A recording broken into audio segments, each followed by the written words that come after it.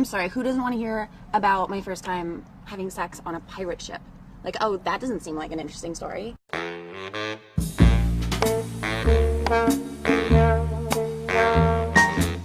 I lost my virginity to Tilda Swinton.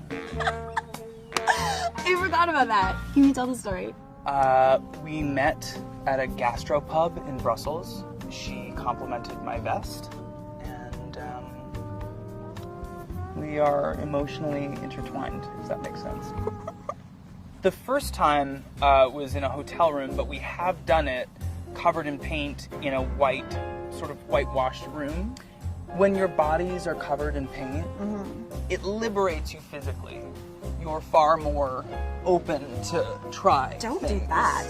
Yeah, that's a tribal dance, is what that is.